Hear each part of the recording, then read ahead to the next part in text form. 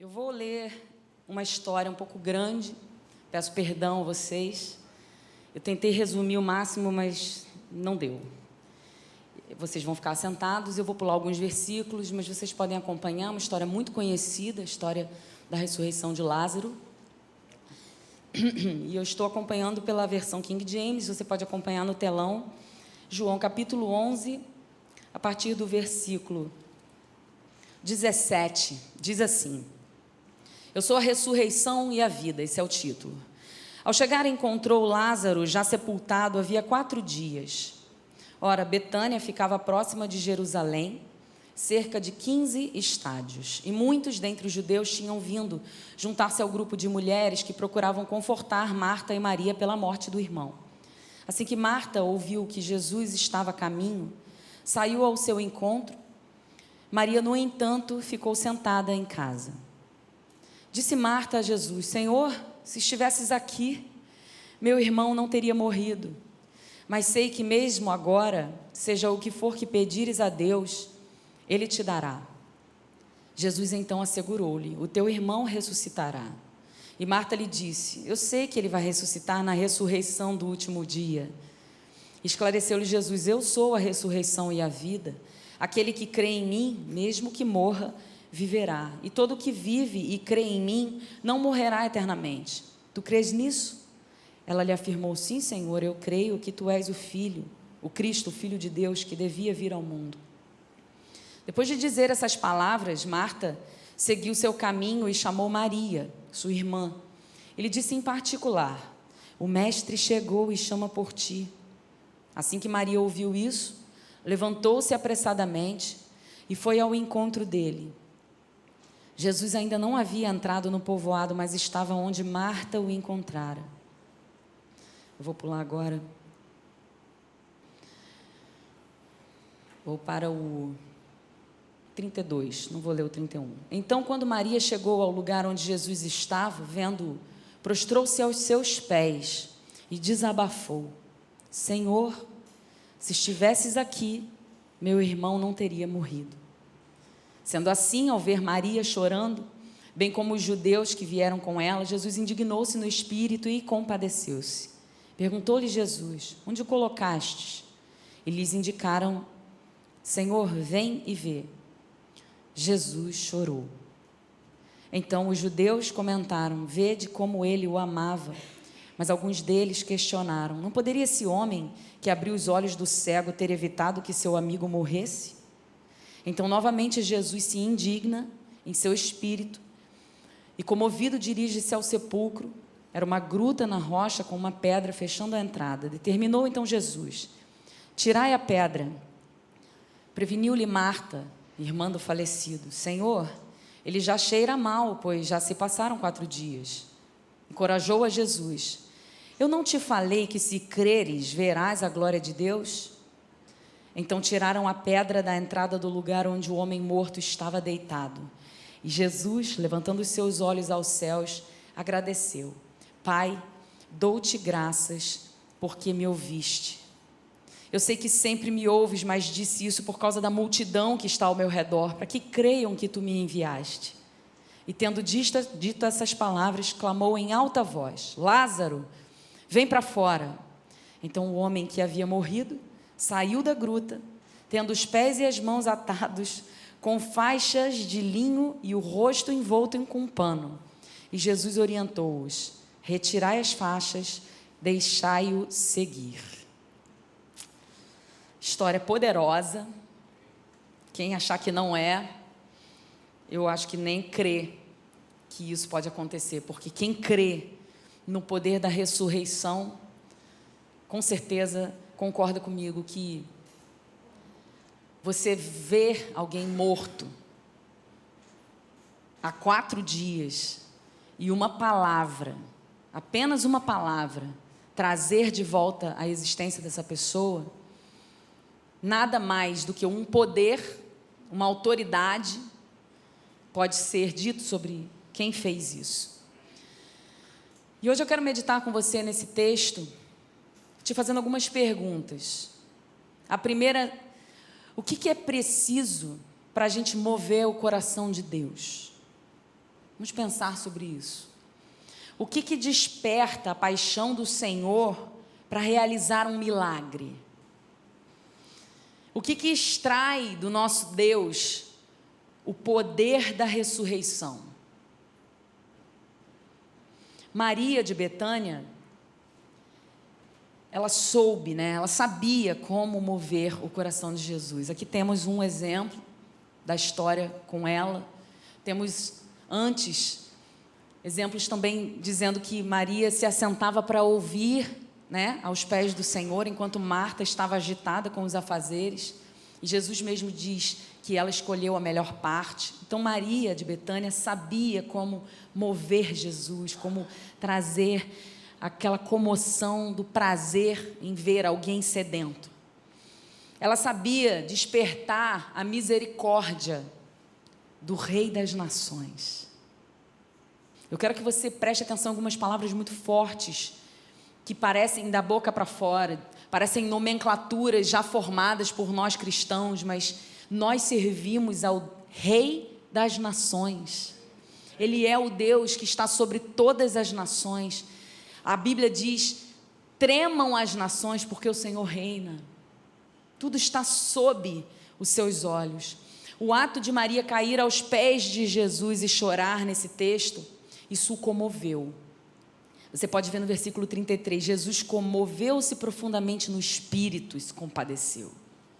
Então, a atitude de Maria de cair aos pés do Senhor e chorar. Mas você vê que ali não é só uma atitude externa, não é só um símbolo de se prostrar e chorar.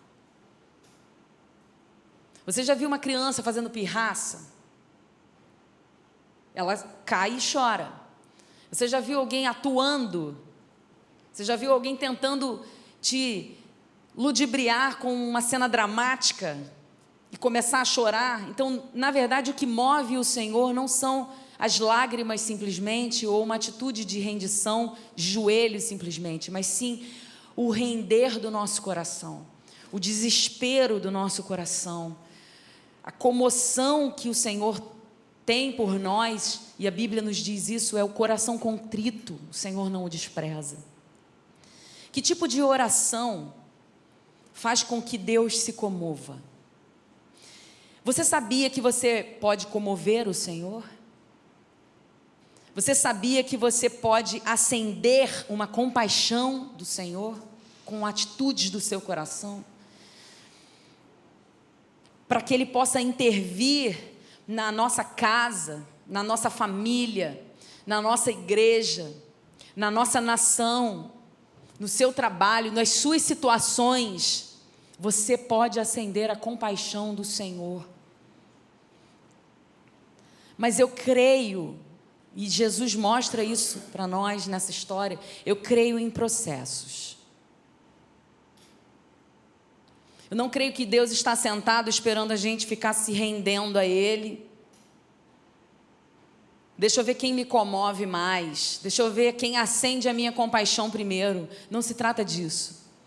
Se trata de Deus despertar em nós a necessidade de olhar para Ele, para que Ele dê start nos processos, que nós mostremos a Ele que nós estamos prontos para viver os processos que Ele deseja que nós vivamos.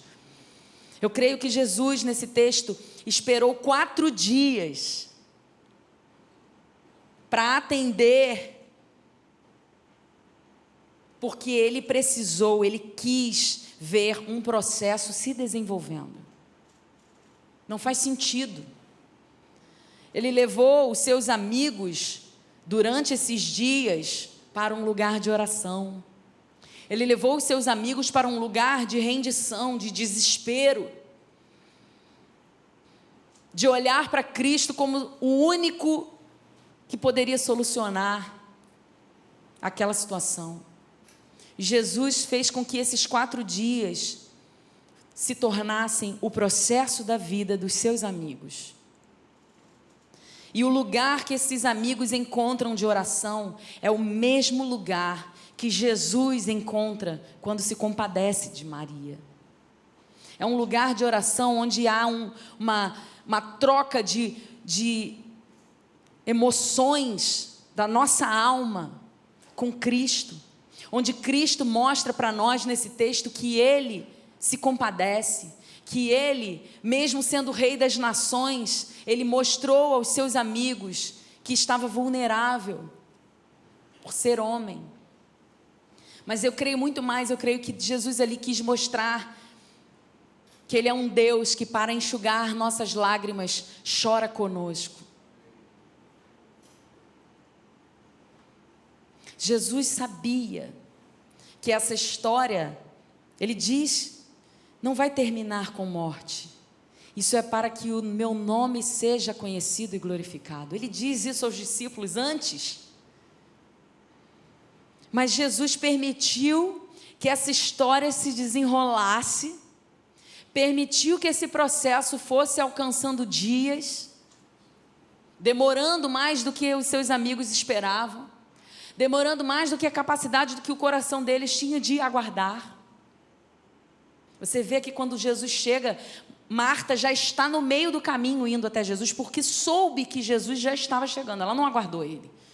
Ou seja, isso é um sinal de que ela já estava desesperada, de ansiedade, mostrando a Jesus que ele demorou, porque se não fosse assim, ela não diria: Senhor, se você já estivesse aqui, meu irmão não teria morrido.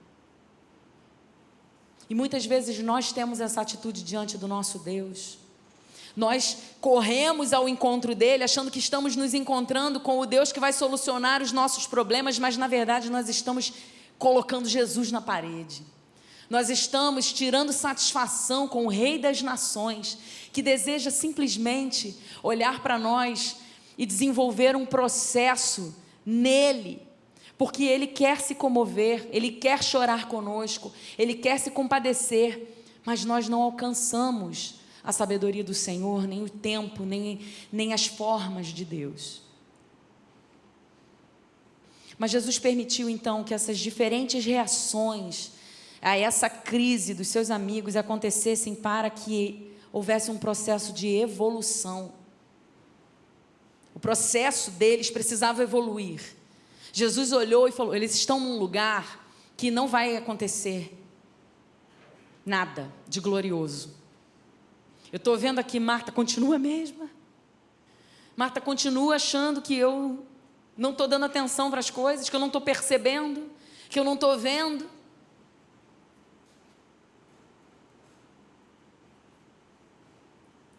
E o que Jesus quis? Ele quis: eu preciso continuar esse processo com os meus amigos para que eles evoluam, para que eles percebam quem eu sou, para que o meu nome seja glorificado.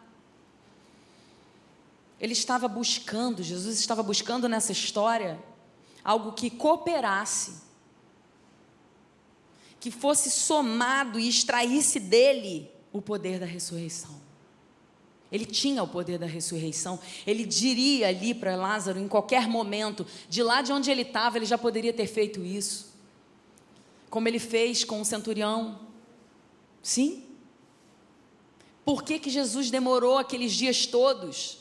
Por que Jesus não falou para alguém que foi lá entregar a carta, deu uma voz de comando para que Lázaro ressuscitasse? Porque ele queria que algo maior acontecesse, não somente um milagre da ressurreição. Ele queria mostrar para todos que existe um processo para que o poder da ressurreição aconteça. E eu não quero que você pense aqui que eu estou falando simplesmente de uma ressurreição física. Principalmente. Porque ainda que morramos, viveremos. E morreremos. Com certeza morreremos. Ninguém é eterno. Somente o nosso Deus. Gostaríamos de ser, mas não seremos. Então eu digo sobre algo que morreu.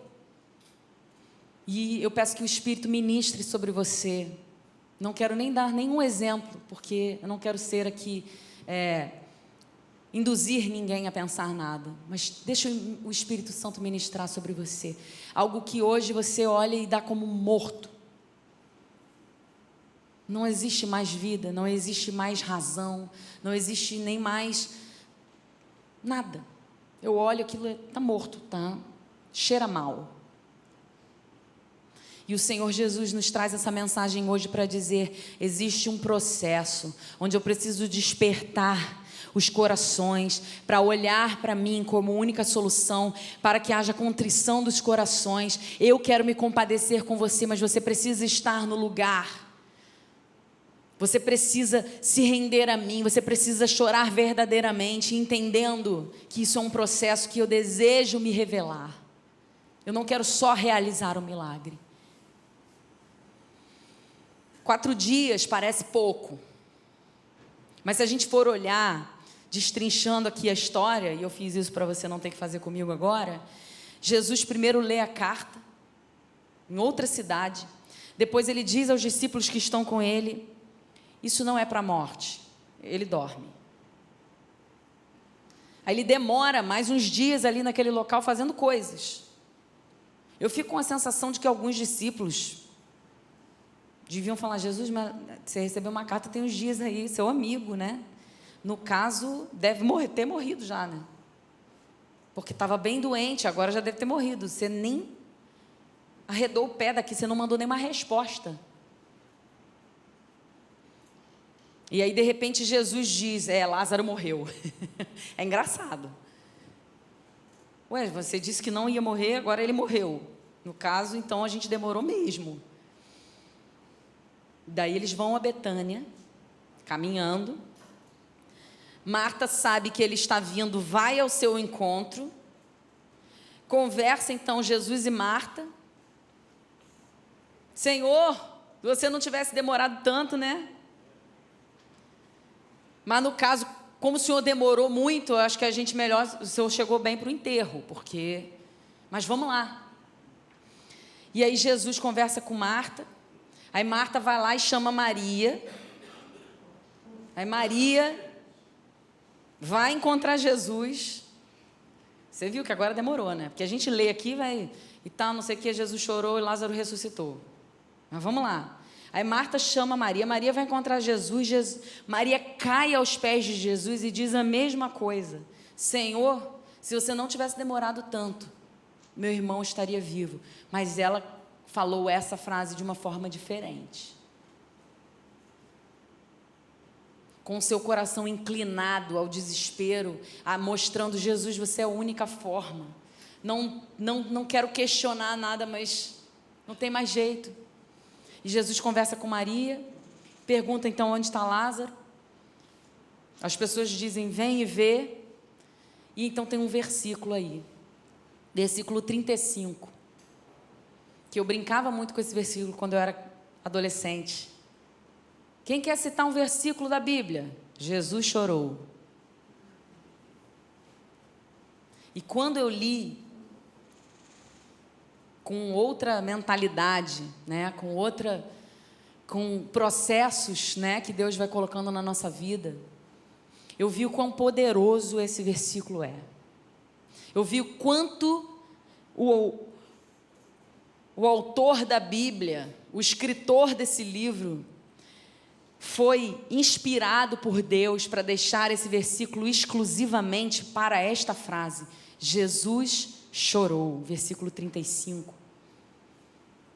Está sozinho. É para parar. É para olhar para esse versículo e contemplar: Jesus chorou.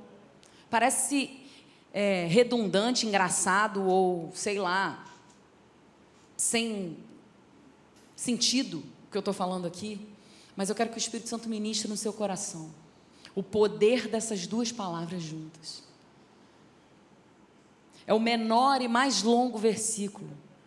Sabe por quê? Porque Jesus ali estava cercado de todos os lados, de céticos, críticos, estranhos, discípulos, amigos.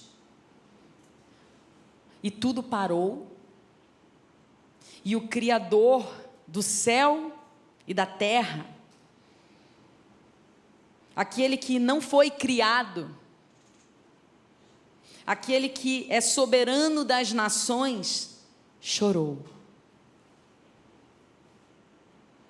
E isso é algo santo. Essa frase representa algo santo. Porque a Bíblia diz que ele mediu as águas com a concha da mão e mediu os céus com o palmo de sua mão, palma de sua mão. Ele está chorando nesse texto, ele está chorando. Eu não vou ser capaz aqui de medir a riqueza dessa frase. Eu acho que nenhum autor de nenhum livro vai conseguir medir a riqueza dessa frase. Por isso eu peço que o Espírito Santo nessa noite venha nos mostrar. Eu peço que o Espírito Santo nessa noite venha fazer você entender o que está por trás dessa frase para nós nessa noite. E se ainda não está fazendo sentido para você, eu peço que o Espírito Santo ministre isso no seu coração. Seja aberto ao agir do Espírito, porque existe algo poderoso nesse texto e nessa mensagem. Eu creio que Jesus ali odeia tanto a morte, que ele estava chorando ali por causa da maldição e do que ela tinha causado no amigo dele. Jesus estava ali, prestes a desfazer, né? Ele ressuscitaria, mas diante de todos, ele estava prestes a fazer, mas ele chorou. Esse chorou, ele é uma pausa. Se você parar para pensar, Jesus, olha só, vamos pensar comigo. Eu sou uma pessoa que eu gosto muito, sou muito conclusiva. Se Jesus já tinha dito que não seria para a morte, que seria para a glória dele, ele já chegou ali dizendo que ele não estaria morto. Ele já sabia o que aconteceria. Por que ele chorou, então? Porque ele parou para chorar, para demorar mais, para desesperar as pessoas ao redor. Eu acho que se eu pedisse alguma coisa para Jesus, e ao invés de ele me responder o que ele ia fazer, ele começasse a chorar, eu ia ficar desesperada. Não sei você, mas eu ia falar assim, tá vendo? Já era. Já era. Se Jesus chorou agora, então... Sim ou não? Com certeza. Mas existe um poder sobre essa frase, porque ele quer entrar no vale do choro conosco. Ele quer nos chamar para esse lugar, e eu não estou falando de um lugar de melancolia, tristeza, depressão. Eu estou falando sobre o choro, dom de Deus.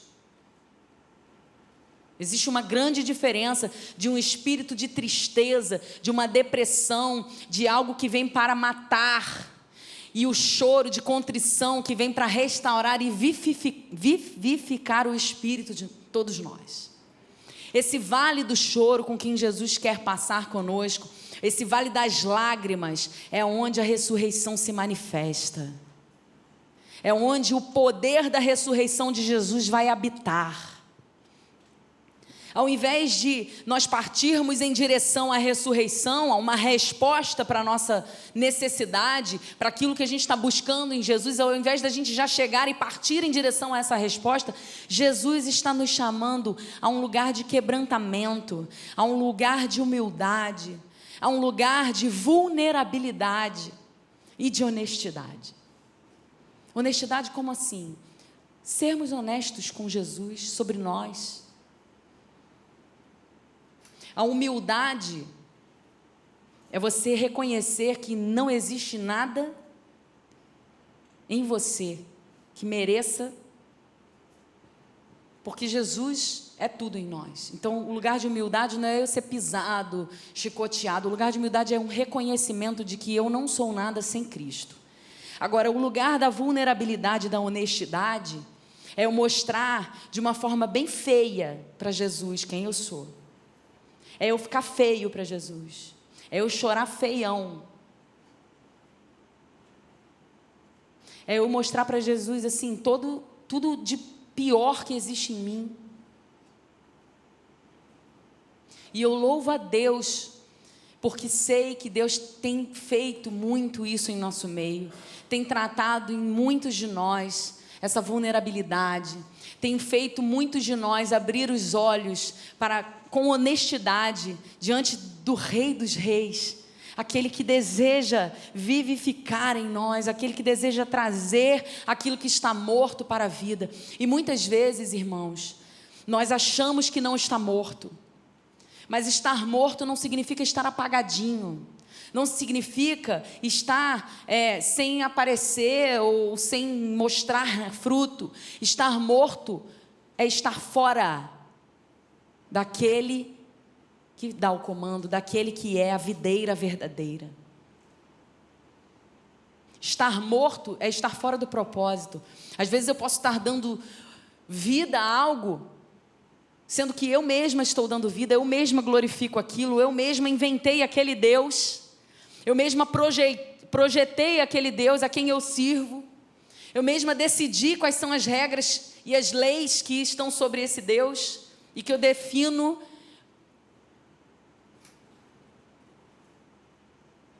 Enquanto Jesus deseja pegar o nosso ego e não tirá-lo, porque senão não seríamos corpos ambulantes por aí, mas Ele deseja transformar o nosso ego, Ele deseja amassar como um oleiro amassa o barro e fazer novas todas as coisas em nós.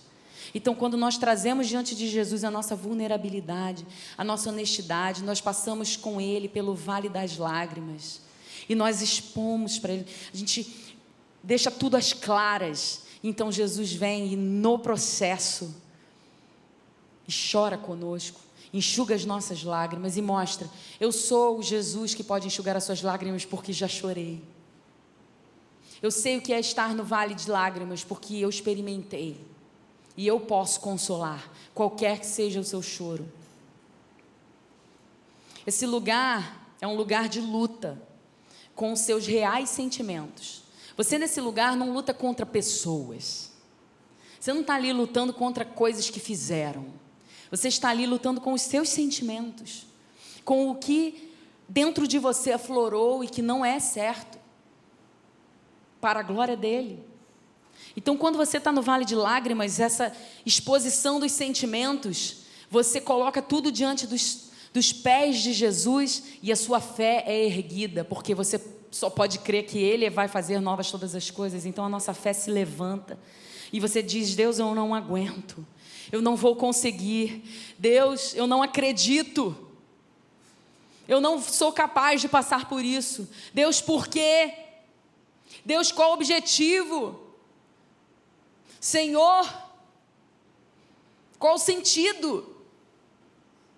Eu só consigo chorar, eu só consigo odiar toda essa situação. E Jesus ali dizendo: somente um Deus que chora pode enxugar as suas lágrimas. Somente um Deus que conhece dores pode enxugar as suas lágrimas. Somente um Deus que tem o poder da ressurreição pode trazer à vida aquilo que não existe mais.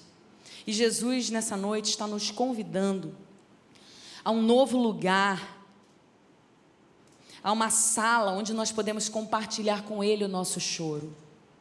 Eu não estou dizendo para você entrar no seu quarto e chorar algumas noites nos pés do Senhor com uma música ambiente. É muito mais do que isso. Por isso eu disse, não é sobre atitude de chorar e se render.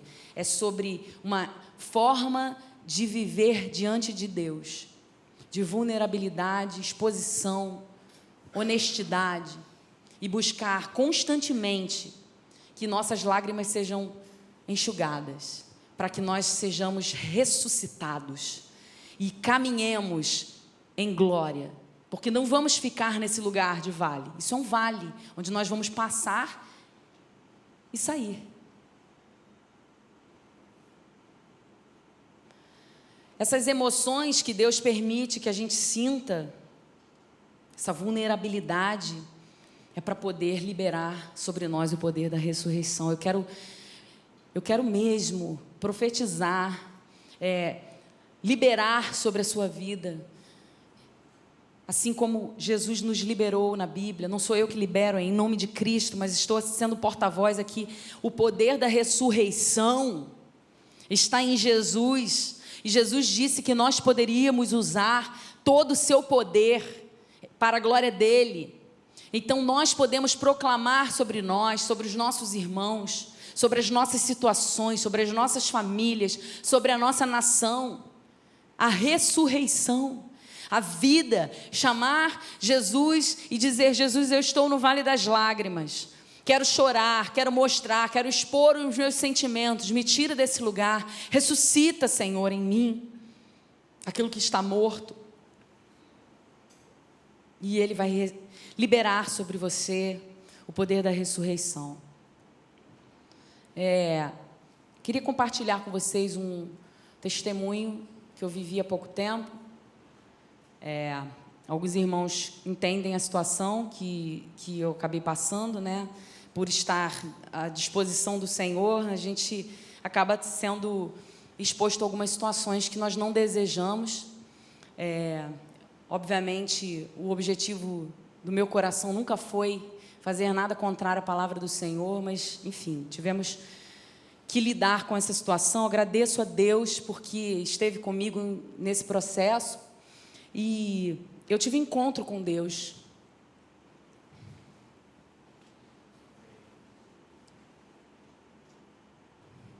Peço perdão.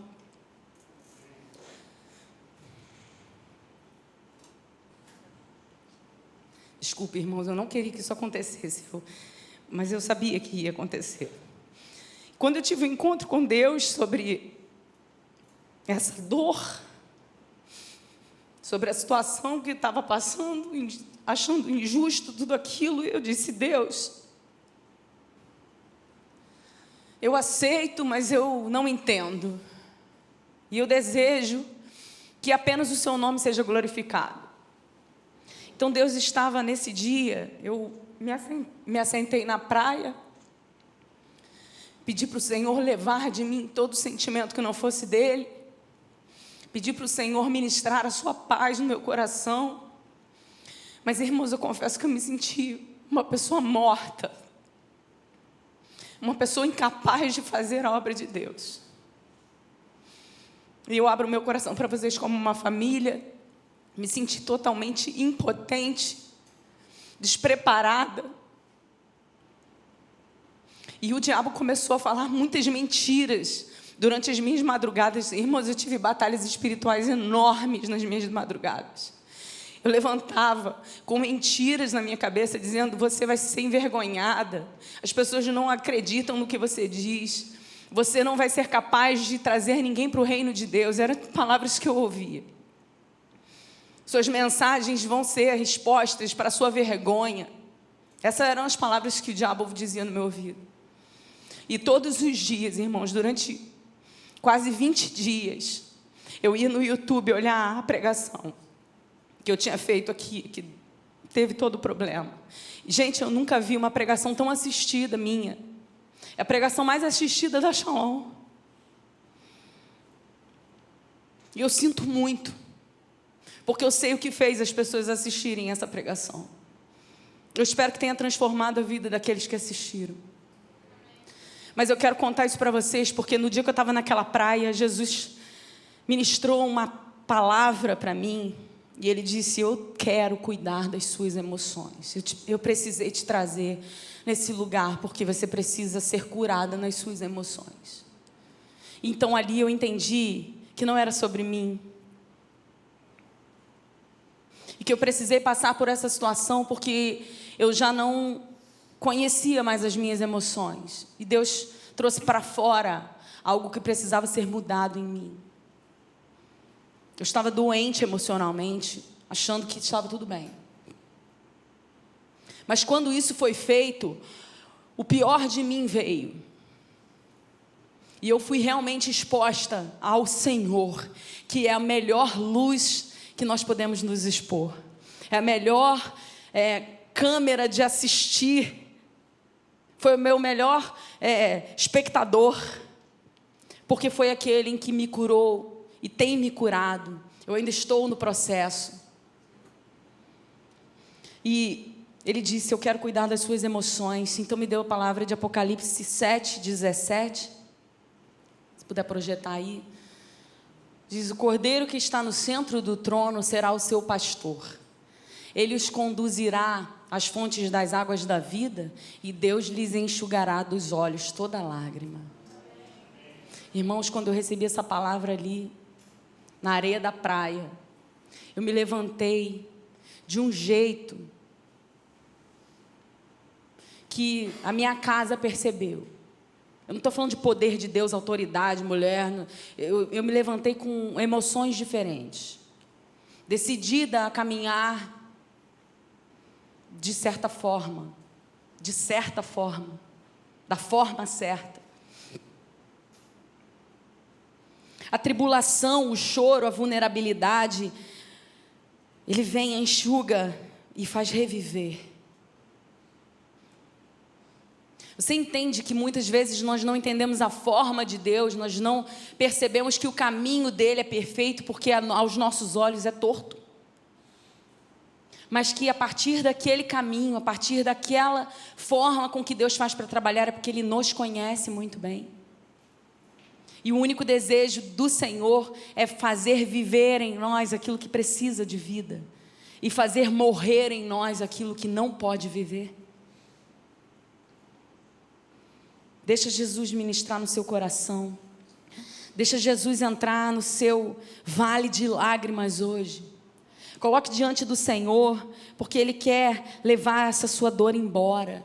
Ele quer levar aquilo que você tem carregado, esperando com que Ele faça algo, mas já está demorando tanto, Senhor. E talvez seja um momento em que você precise dizer: somente um Deus que chora pode enxugar as minhas lágrimas. Senhor, vem comigo para o vale das lágrimas. Me ensina a viver para Ti. É literalmente morrer para viver. Só pode haver ressurreição naquilo que está morto. E Deus muitas vezes precisa matar coisas em nós para que nós vivamos.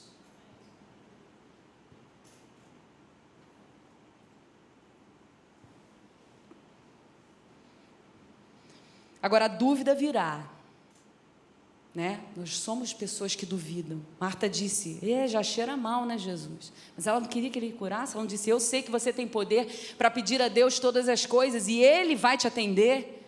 Aí Jesus fala: então vamos lá onde Lázaro está. Mas já cheira mal, porque está 4 dias morto. Será que ela estava preocupada, assim, com vergonha, porque estava cheirando mal?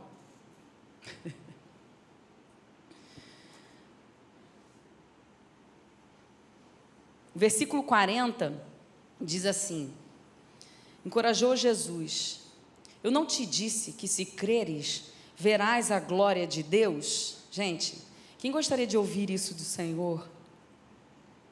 Essa frase, ela é a solução. Ah, é? Então ele vai viver.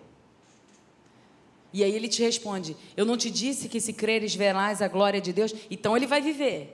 Porque a gente quer que Ele responda para nós, para a nossa glória. Mas o viver, o crer para ver a glória de Deus é para ver que Ele é soberano e que Ele toma as decisões e que é para a glória dEle, e eu aceito aquilo que Ele faz. Poderia ser fazer Lázaro viver, mas poderia ser não viver, mas para a glória dEle. No caso aqui era viver.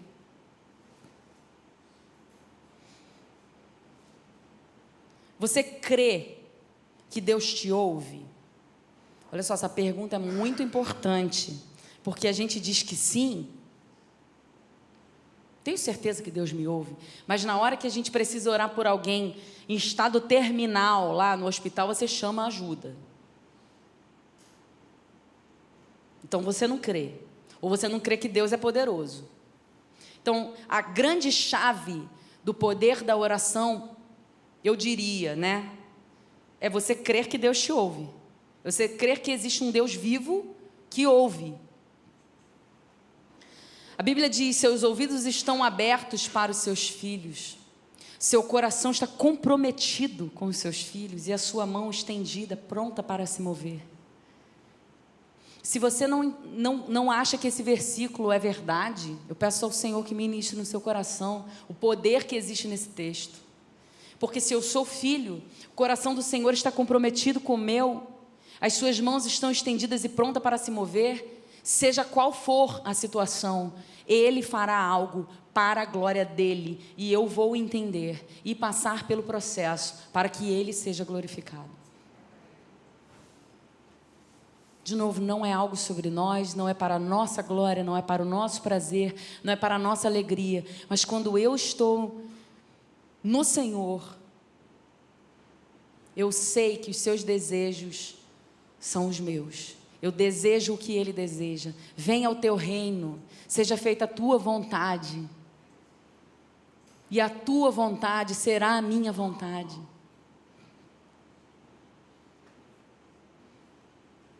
Lázaro, vem para fora.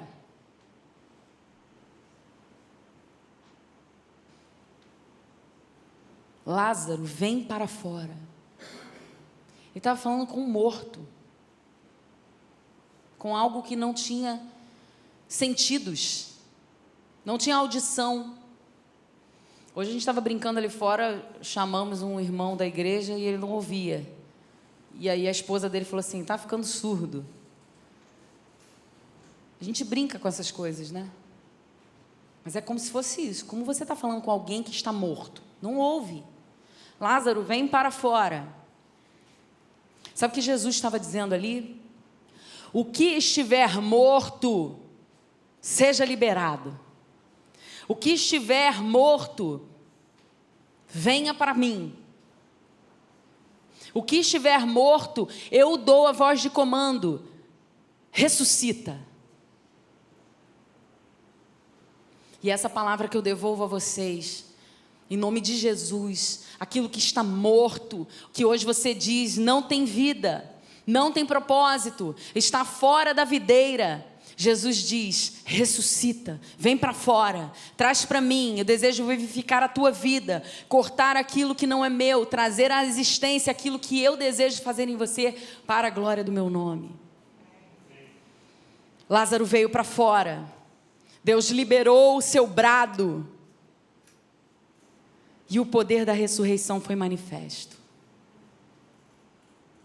Diante de toda a história, desde o recebimento da notícia lá em outra cidade, até o brado do Senhor dos Exércitos sobre um morto que ressuscita, existiu um processo. Irmão, hoje Lázaro está saindo do túmulo. O seu Lázaro está saindo do túmulo em nome de Jesus. O seu Lázaro vai ressuscitar diante do Senhor dos Exércitos. Vamos entrar juntos na sala do choro com Jesus, no vale das lágrimas. Eu te convido a aceitar o processo do Senhor, permitir que Ele entre e que você mostre a Ele a sua vulnerabilidade, suas lágrimas. Eu creio que você verá o brado do Senhor dizendo, Lázaro, vem para fora, ressuscita. Cônjuges, filhos, Brasil, ressuscita. Igreja, ressuscita. Situação que você estiver passando, eu não quero aqui ficar pregando bênçãos sem medidas, sem nenhum sentido, mas Deus tem isso para nós. São bem-aventuranças, nós cantamos aqui, a bondade do Senhor nos seguirá. Então Jesus está dizendo àqueles que esfriaram e que hoje estão diante de mim e não me veem, frieza, vão voltar, porque eu vou dizer, vem para fora. Vão esquentar seus corações através do Espírito Santo, do fogo do Espírito Santo. E os corações vão voltar a bater por Jesus, vão olhar para Jesus dizendo, tu és o único caminho, quem devo seguir, se não for em ti, Jesus, para onde eu irei? Só tu tens palavras que me fazem viver, só tu tens o lugar certo para que haja vida em mim. Acredito que estamos numa janela de oportunidade hoje, diante da nossa nação. Não vou falar aqui sobre candidatos nem nada, não quero trazer peso para a sua vida, você que já se liberou das suas preocupações sobre isso, pelo contrário, eu quero te dizer, eu creio que nós estamos numa janela de oportunidades, mas antes do nosso voto, nós precisamos fazer aquilo que precisamos fazer, que devemos fazer, que é clamar, que é nos colocar diante de Jesus chorando, verdadeiramente, reconhecendo os nossos maus caminhos. O choro que eu estou dizendo aqui de Maria, o choro, a lamentação, ela precisa vir de dentro. Não é o desespero que vai bater no bolso, não é o desespero que vai bater nas escolas, não é o desespero que vai ser para nós congregarmos juntos, porque esse dia virá. Pode não ser agora, irmão, mas esse dia virá.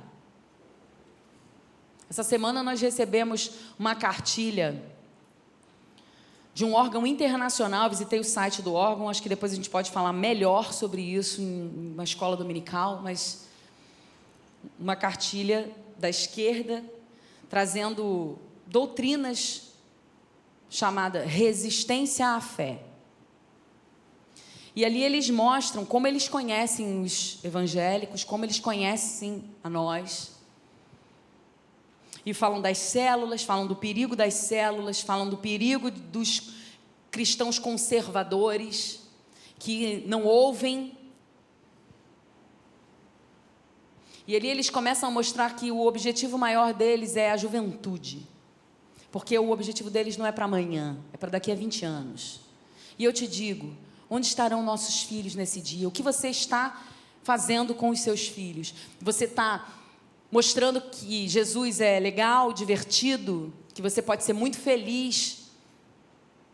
Ou você está ensinando seu filho a dobrar o seu joelho, clamar, jejuar, entender que Jesus é ser perseguido, é viver sozinho, é ser odiado pelo mundo, é ser transformado, é viver diferente, é se isolar mesmo, é pregar com a sua própria vida? Ontem eu descobri uma coisa, e aqui não estou querendo exaltar, mas apenas dar um exemplo. Eu estava numa festinha da escola da minha filha, de aniversário, à noite, e uma mãe sentou comigo, nunca tinha conversado com essa mãe, e ela disse assim: vocês são cristãos, né? Eu falei: sim. Ela: eu também sou católica. Eu falei: ah, que legal. Ela: meu marido é evangélico, e a gente tem um problema, porque eu não consigo ir à igreja evangélica, e ele não consegue ir na católica, então nós decidimos então que nós não vamos a lugar nenhum. E eu disse assim: você não sentou aqui à toa. Deixa eu te dizer uma coisa, não é sobre nós ficarmos batendo cabeça sobre aquilo que nós cremos, mas é sobre termos um relacionamento real com um Deus vivo que pode nos mostrar e ministrar sobre nós aquilo que Ele deseja. E ela falou assim: eu queria te perguntar, a sua filha leva a Bíblia para a escola? Eu falei: que eu saiba, não. Ela falou: leva sim. Ela lê as histórias para o meu filho na hora do recreio. E aí eu perguntei para ela na volta, ela disse: mas é porque eu acho que pode, né, mamãe, no recreio. Ela achando que eu ia brigar com ela. O que eu estou querendo te dizer é o seguinte: ela poderia levar qualquer livro, mas ela vê sentido naquele livro. Ela vê verdade naquelas palavras. E existe uma outra criança com sede, desejando ser alimentada, e não está encontrando alimento.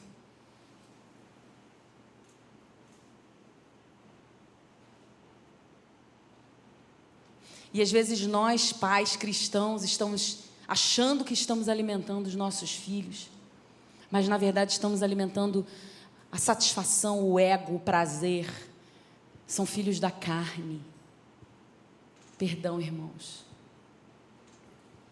Se nós como igreja ficarmos alimentando carne, a hora que formos proibidos de nos reunir, só sobrará aquilo que é essencial.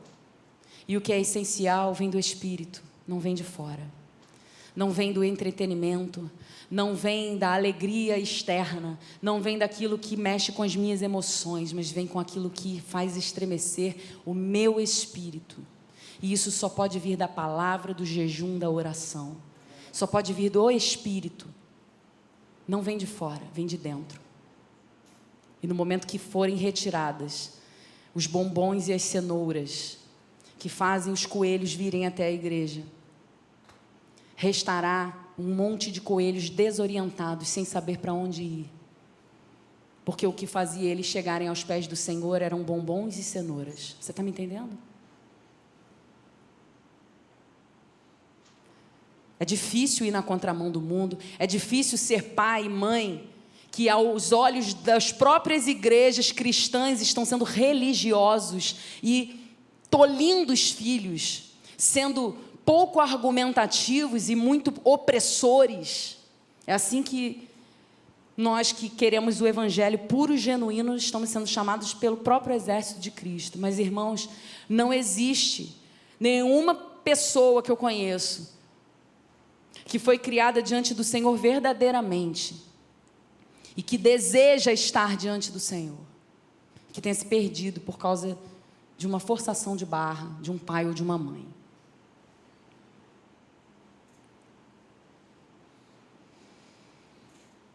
O poder da ressurreição está sobre a nossa nação, mas está em nossas mãos a contrição do coração, o render-se a Jesus, o clamar e chorar, está nas nossas mãos.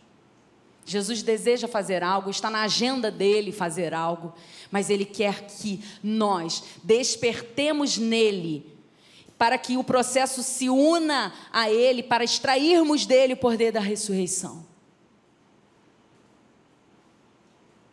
E a Bíblia diz que se nós não fizermos isso, as pedras vão clamar, porque uma hora vai ter que acontecer. E eu não quero que passe de mim. Eu não quero que uma pedra seja vista por Deus mais útil do que eu. As lágrimas e a ressurreição andam juntos. Nós precisamos aprender a chorar. Nós precisamos pedir a Deus que derrame sobre nós o dom das lágrimas, para aprendermos a chorar diante dele. A ressurreição de Lázaro, preste atenção nisso, a ressurreição de Lázaro, logo depois da história, você vê no versículo 45 que começa a acontecer uma trama para matar Jesus. Já era a história, já era projeto de Deus crucificar o Senhor. Mas a partir do despertamento, a partir da ressurreição, a ira acontece para finalizar o projeto de Deus. Então, pense, se você está orando para que algo ressuscite, e agora eu vou falar principalmente da nossa nação, prepare-se, porque se Deus ressuscita, a igreja traz o avivamento que nós estamos tanto pedindo, não é para a gente ficar saindo por aí curando e libertando todo mundo, e a gente agora é vencedor e acabou, nunca mais a gente vai sofrer, não. Nós vamos despertar a ira para que se levante o anticristo, para que a segunda vinda de Jesus venha. E eu não estou dizendo isso para você ficar com medo, então não fazer nada. É para acontecer. Mas às vezes a gente está orando porque a gente está de novo com vontade de viajar para fora e ficar bem dentro das nossas casas e tal. E não é mais tempo disso.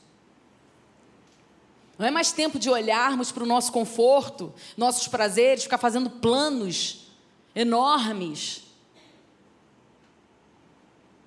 Eu nem sei se meu filho vai conseguir fazer faculdade mais. Eu não sei, ele tem 12 anos. Daqui a 10 anos eu não sei o que vai ser.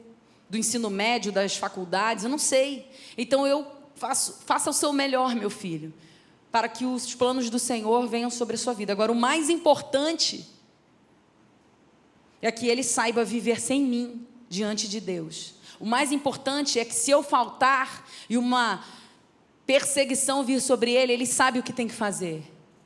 Porque isso não é ensinado na escola.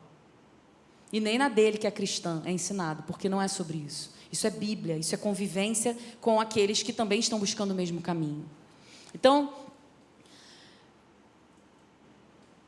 para mostrar que as lágrimas e a ressurreição andam juntos, para terminar aqui, só vou dar 2 exemplos para vocês, além dessa história. A morte de Jesus foi um momento em que houve lágrima e ressurreição. A Bíblia diz que, em Hebreus 5, que com clamor e lágrimas Jesus suplicou que passasse dele.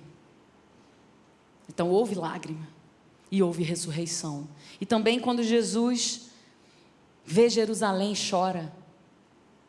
E em Romanos 11:15 diz que a aceitação de Israel será vida entre os mortos. Então haverá ressurreição sobre isso, porque houve lágrima. Você entende que a lágrima e a ressurreição precisam caminhar juntas, e que a lágrima não é só uma atitude de choro, que nós precisamos entender aquele versículo que diz que aquele que reconhecer os seus caminhos, se humilhar, pedir perdão, chorar diante de Deus, Ele o ouvirá e o abençoará, fará viver. Deus está liberando sobre nós nessa noite, eu creio, o dom das lágrimas, e esse não é um dom manipulado. Eu poderia ter botado aqui um teclado, tocando um tom menor, para você começar a receber o dom do choro. Eu poderia fazer isso, porque realmente isso poderia tocar em algumas almas aqui. Porque a música toca a nossa alma, a música traz a emoção. Mas o dom das lágrimas é algo que o Senhor deseja ministrar do Espírito Santo para nós. Não é manipulado, não é produzido, não vem de alguma coisa que possa ser feita através de alguém, não é uma ferramenta externa que vai provocar em nós o dom da lágrima. É sobre a graça de Deus em nós, é pelo Espírito Santo. O dom da lágrima nasce na incapacidade, na dependência, na humildade e no quebrantamento, como eu disse aqui, na vulnerabilidade. É assim que nasce. Então você que deseja receber o dom da lágrima, saiba que o Senhor vai te levar para o lugar de quebrantamento. O Senhor vai te levar para um lugar onde você aprenda a chorar de verdade. Mas o Senhor não é um Deus que deseja amassar os nossos sentimentos, passar o trator em cima do nosso coração e das nossas emoções, fazer a gente chorar dias e dias. Não é sobre isso. É sobre um choro que vai vivificar o nosso espírito. Um choro com propósito. Esse é o lugar do romper da oração. Eu creio que as lágrimas vêm quando nós não temos mais opções. Elas são a expressão da nossa alma. E o Salmo 39:12, para a gente finalizar, diz: Ele não ficará em silêncio diante das nossas lágrimas. Eu quero crer nessa palavra, quero te pedir para ficar de pé. Agora pode vir. Eu não quero que você pense que você vai receber nessa noite, porque eu, como disse aqui, eu acredito que seja um lugar onde você vai caminhar junto com Jesus. Um processo que você pode estar vivendo já, ou que vai começar a viver. E eu aqui não estou desejando mal a ninguém, mas eu vou dizer para vocês, irmãos, se todas as vezes que nós passarmos por situações difíceis, houver essa experiência de nós podermos experimentar a ressurreição, experimentar Jesus sentado do nosso lado dizendo: eu quero cuidar das suas emoções, eu quero ser pastor, enxugar as suas lágrimas. Esse é o melhor lugar para a gente poder estar. E Deus quer nos tirar desse lugar para a glória dEle. Quer fazer ressuscitar. Lázaro depois morreu. Não viveu para sempre. Mas houve ali uma glorificação para que o nome de Jesus fosse conhecido. Para que Ele fosse a morte de cruz. Para que houvesse a ressurreição.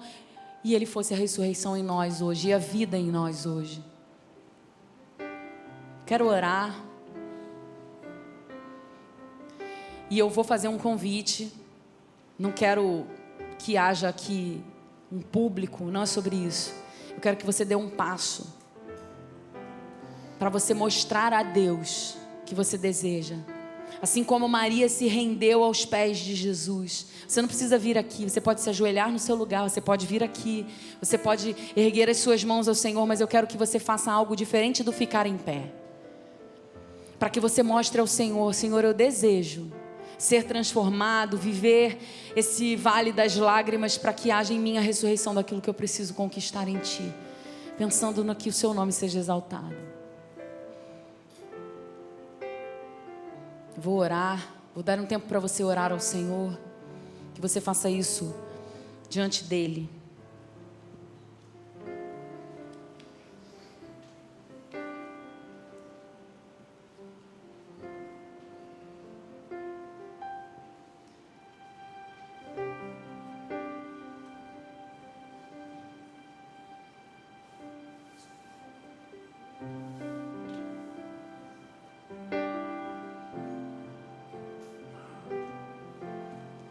Existe um rio, Senhor, que flui do Teu grande